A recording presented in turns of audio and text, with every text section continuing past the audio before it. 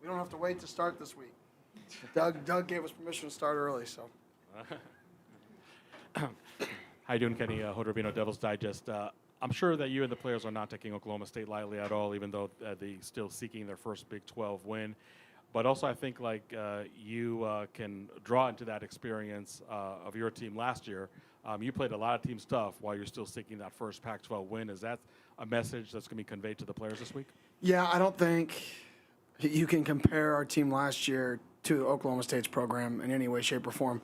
This is a team that's won 7 games for almost, I think, 20 years in a row. And it's their homecoming. So they still have the ability to achieve that and to keep that streak going. And we're going to get their very, very best. And Coach Gundy's been doing this a long time at one of the highest levels amongst anybody in college football. And, yeah, that's the scary part, is they have it there, they have the ability, and it's for the second away week in a row where a team's homecoming, right? Which means we're going to get the best crowd that they have all year, and the most motivated those players will really be is when you play at homecoming. Chris Cartman, Sun Devil Source. Kenny, what do you remember about playing against Oklahoma State's defense last year in particular, and style-wise, what is this defense most similar to that you've already played? Yeah, they're completely different than last year. Brought a new coordinator last year who's still there, but he was 3 down, 3 eye safety, and they're not that this year. They're back to 4 down, way more traditional based. I could see them potentially going back to the 3 down, so we're gonna have to practice both, just because they did do a little bit of that. So you have to have a plan for both. But for us, most similar to, from a scheme perspective, how they're playing football, probably a Utah-esque, and that would probably be the most similar from a schematic standpoint right now. But they're changing quite a bit from earlier in the year to now. So you gotta prepare for not what they're currently doing, but what they have in their arsenal. And I know that's that odd 3 eye safety stuff, which they've done in their past. So that's kind of I would say, one of the challenges. How much of that evolution do you think is the result of their injuries to a couple of their best players? Yeah, I think obviously Coach Gundy's won for a long time. So he probably saw that, hey, our personnel fits this. This is what we got to do. So I would say there's probably something to that. But there's definitely a reason for the change, and it's probably, I don't know the exact reason, but I could say, Coach Gundy, most good football coaches are all personnel driven. They know how to put their best players in the best position to be successful. So if they make a change like that from 3 down to 4 down, there was probably a personnel reason behind that. I thought we were done. I was like, golly, that was fast.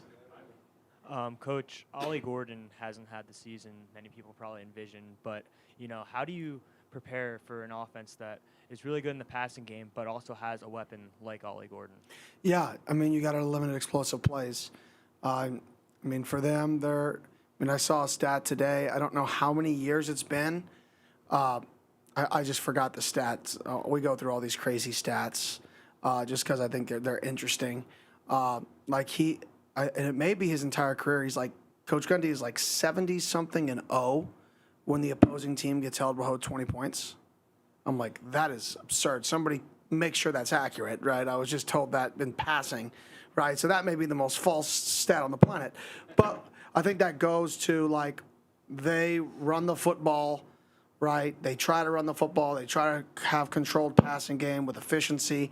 And they always have bigger backs. And I think the style of play, when you spread a team out and then have a bigger back, right, runs go for 4, 5, 18, right? You break one tackle. I think that's just the philosophy behind the style. So it makes it a challenge because you have to tackle this gigantic dude who's one of the best backs in college football with one dude sometimes. And not as many people around him because the RPO and the space that they produce / create. Hey, Kenny, Blake Neiman, Sun Devil Source. Is there any update on any of the players health-wise this week? Yeah, we should have everybody back. Sam should be back, but it's still, I'd say 60-40, 70-30, that he'll play this week. But it's one of those, we got to see him practice and stuff like that. but he's cleared to play. He wants to play. He's excited about playing. He's been putting in a lot of work to play. So we'll see how that transpires. And any update on Javen? Yeah, he's back. He'll be fine. All was positive last week, and so he should be good. Yeah. He's actually been, he's been cleared for 3 weeks. For us, this was we're protecting Sam and his competitiveness from Sam and his competitiveness.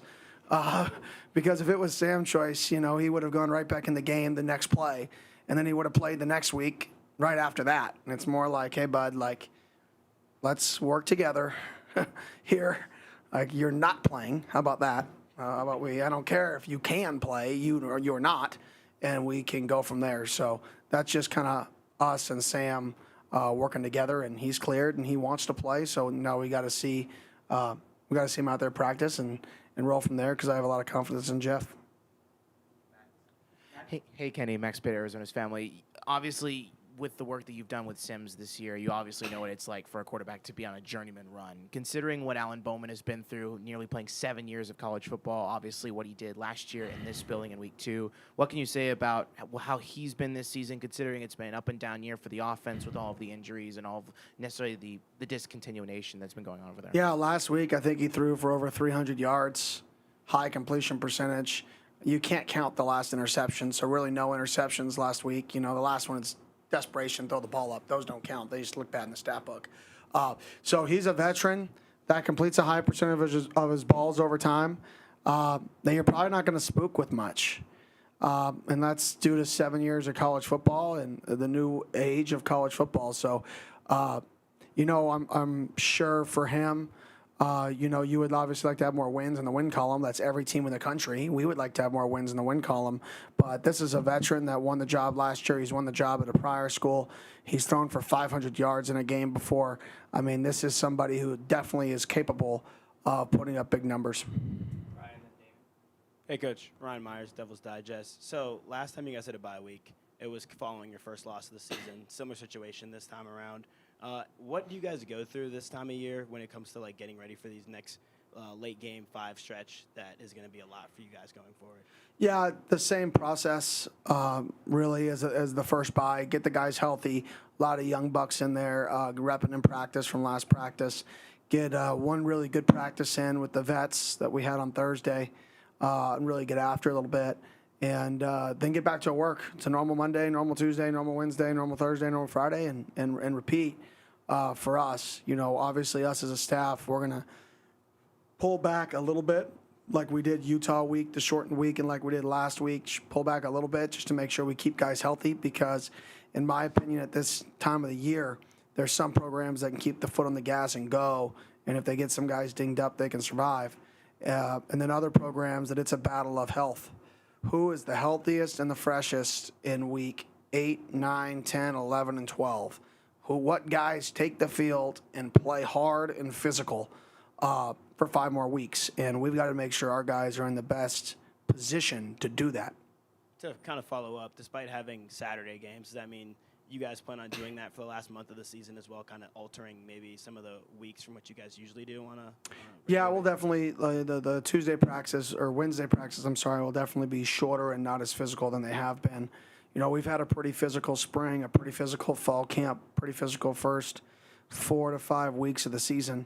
I think it's time to take it off of the guys a little bit and make sure we can stay as fresh and healthy the rest of the way. So, like I told them, when we say we're going to go, we better go. There better be contact. It better be physical. We can't turn that down, right? From that physicality standpoint, when we say go, we just got to take a little of it off of you. But you can't manage yourself. Let us manage that. Hey, Kenny, Damon Allred, Arizona Sports. With Sam being probably back now, you mentioned last week that there were some things that needed to be tweaked around Jeff. Was there anything throughout this bye week that you wanted to tweak around Sam? No. There's a few things that we added with Jeff. There's really nothing that we took out for him. So there's really no, to answer your question, not much. We've been rolling with Sam for a while, so it's really just back at it, status quo, if he's the guy this week. which I hope and I anticipate that he is. Coach, you had the opportunity to do 2 self-scouts now over the bye, 2 3-week kind of 3-game period before each of them. What was the biggest thing that stood out to you about this self-scout that maybe wasn't there the first time? Yeah, our guys are still playing hard. I mean, I know that's a small one. There's a few coverages that we're not great at. There's a few coverages that we're really good at. I don't want to get too much. I want them to figure that out, which they will, right? But there's a few things that we've got to lean on more and kind of a few that we got to take out. And then from a running the ball perspective, I would say the same thing. There's a few rushing schemes that have been really high productivity rate for us that haven't been called a lot, and then a few that have been called a lot that haven't had as high productivity rate. So we got to really lean on, what we're good at this point. When you're battling at weeks this late in the season, yeah, scheme is important, but your guys should have seen most of scheme. So you may be in a little bit of a repeat mode. So now it's about execution, and then how do you make something look different and get to the same thing that you've already done or that you've repped, 40, 50 times. Just curious about in-game decisions, like how much have you studied and what resources have you used with like time management late in games or halves, analytics on whether to go for 4th downs and things of that nature as a coordinator and now as a head coach? Yeah, obviously when you coach offense, you're constantly worried about the clock. So my entire career, 2-minute, 4-minute, when you can end a game, how many seconds it takes to end a game, when you should go for 2, and all those, the analytics piece of the game, when you go for 4th downs, it's kind of built into offensive coaching naturally because you have to know all that. You have to know if you get to a 4th and 4 on the minus 45, that this week it's going to tell you to go for it, which not everybody may like, right? Then if it's a 4th and 2 on the minus 30, this week may be a go for it according to the book, right? Now, we don't use the book, but I would say throughout, generally, right, the book doesn't change more than 1 to 2 yards until you get to about the 40-yard line. The plus 40, most of the time, it's very consistent. Give or take, how aggressive. Sometimes 4th and 3 could be a go on the minus 35 some weeks, minus 38. We don't do it that specifically. I just know the general area, and then we play from there.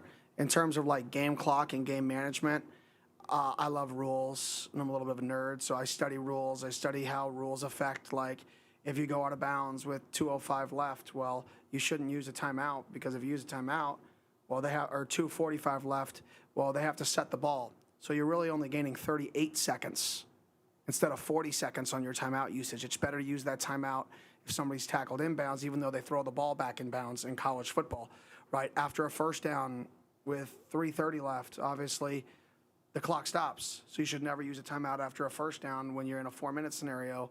Like, there's so many little nuances of college football that are different than the NFL because the stoppage rules with first downs and out of bounds, that it's actually a little bit more difficult to work the clock in 4-minute and 2-minute drills. So you just got to know the rules, and you got to know the referee mechanics of how the ball is going to get spotted and when the clock is going to roll based off that. And that's just stuff that I've studied over time, and learned from different people. Every week I learn something else from a different coach that they do when we watch all these weird scenarios Coach Butterfield puts together, and then we watch them all just because I want to see if somebody's doing something that we should do. How challenging is it when you have like a big disparity between home and road success on 4th downs, or having a backup quarterback, or just your kicking game not being good or whatever? Yeah, you got to manage. You just got to manage your team. You got to get to know the team, right? And for us, right now, we're having big waves of negative on the road. Like, it's like, oh, we're playing good football. Oh, crap. We just lost 17 straight points or 24 straight points. What just happened? Oh, we played good football again. It was like 12 minutes or 15 minutes from hell, right? Gets us down all these points, and then we play another 3 quarters of good football on the road. So it's like, how can we manage the emotions of the game? And, you got to get to know your team. Maybe the statistics and common sense, or not common sense to like the general fan, because teams are going for it now more than ever, but common sense from a statistical standpoint may say, oh, this is a 4th and 1 on the 48. yeah, you go for it every time. Like, this isn't even a question. 3rd, 4th, and 2 on the minus 45, yeah, this is an absolute go for everything that's even close to analytics. It's a go. But our team is struggling handling emotional swings on the road. So for our team, maybe that's punt on the road. Who knows? I mean, those are the things that when you get to know your team and get to know, okay, if we can just manage this downward spiral on the road, limit it, and get out of it, we play really good football. So how do I limit that and not get caught up in the analytics or what, over time should be successful? What is successful for our team, even from a mental standpoint? Hey, Kenny, Jake Garcia with 12 News. I recruited a Jake Garcia. Not you. 4 or 5-star quarterback, is that right? Yeah, I can't comment on a specific player. Yeah. he and I actually go way back. When it comes to how you self-scout both your performance and then the performance from the rest of your staff, what's changed between last year and this year? I'm curious, just as you navigate that process, how you've grown and what you've learned. Yeah, that's a good question. I'd say that the buy-in of the team, when you watch our team play, I thought we played hard last year, but I think we play with confidence this year. Like, the buy-in and the confidence of how we play, like, even when we're down, I don't really think people think we're going to lose. Like, and that's a very difficult thing to build is, we're down 17 on the road, and our first drive, we don't score in the second half, and there's not really, like, a flinch in our guys. We go get a stop, go down, score again, 10 points. Oh, go all the way down the goal line. Oh, this is getting bad again. Stop. Get the ball back, drive back down the field. So, like, our guys have that confidence about them, and I think that's the number one thing is coaching is inspiring guys to believe that what you're doing is working, believe in the vision that what you're selling.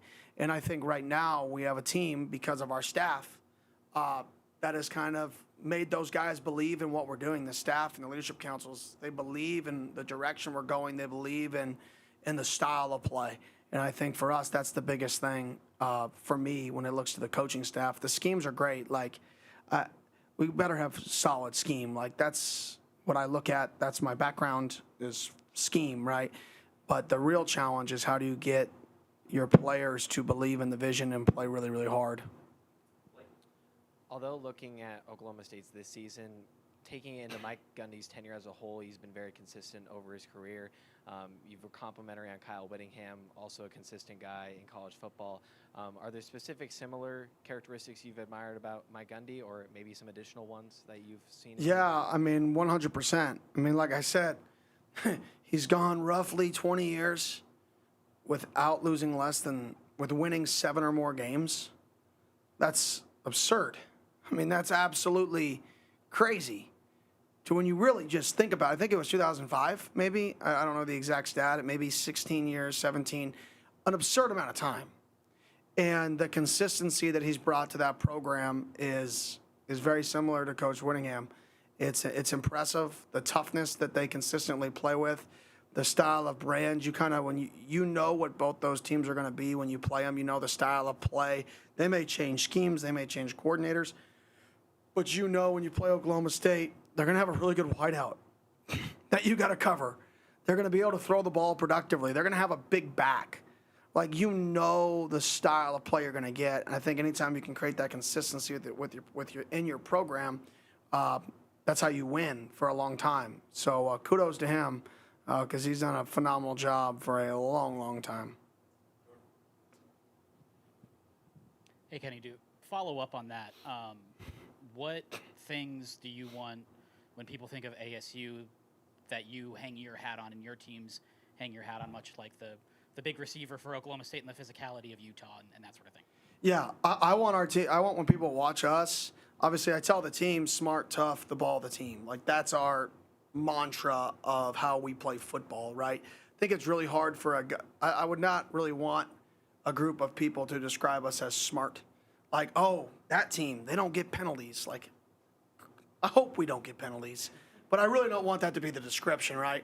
I want them to describe us as tough. Like, these dudes, doesn't matter if they're up, they're down, like, they're going to hit you in the mouth, right? They're going to take care of the football, right? And they're going to have explosive plays because they play super hard. Explosive plays are made through people playing with an exceptional effort, right? Explosive plays are prevented by people playing with an exceptional effort to clean up. Somebody gets beat one-on-one, 3 guys are sprinting their butt down the field to cut him off and tackle him at the 12 instead of him score a touchdown. So I would want somebody to say, these guys play tough. They fly around. They play really, really hard. They chase the ball. They block downfield, right? And those 2 things create explosiveness. They're explosive. If we could be very tough, play really hard, and are explosive with those 3 things, I think you can win a lot of football games, and a lot of people would want to play in that. And then one quick follow-up with that. You mentioned last week Kyson could be a guy that you want to get the ball more in his hands and that sort of thing. Just what growth have you seen from him from last year to this year? Yeah, hip mobility. When he got here, he's a little stiff. He knows it. I told him. He worked his butt off to create more hip flexibility. And I think you can see it throughout the games that he's way more, lack of a better term, not athletic, because he's always been a super good athlete, but he's way more flexible and limber on the field than he was last year. And that's what excites me, is the times that we've given him the ball, he's had explosive plays. And that's when you look at self-scout this time of year, you're looking at your schemes, obviously, but you're also looking at, like, man, what guys need to touch him more? Like, he's a guy who needs to touch it more. He's a guy we got to put on the field more. He's a guy who needs to touch it more because, 1, he's a great kid and he deserves it. But 2, physically, his production deserves it. So it's he's one of my favorite players on the team. I mean, I know I say that about a lot of kids, which is true. There's a lot of my favorite players on the team, but he's a guy who's very similar to Keith. They're best friends. You know, he's in the Barrett Honor School. He just does everything right. He ran, I think, 10.6 in high school, which naturally he was a little, you're a straight line runner. He's got more flexibility now. He just makes plays. He does things right. He plays on all our special teams. Like, that's a guy you want in your program, and that's a guy you want to succeed in your program. That's a guy you want people to root for, buy jerseys of. Like, that's a guy that I could sleep really great at night if Kent was being babysat by him. Like, I could sleep phenomenal at night. Thank you. Have a great day.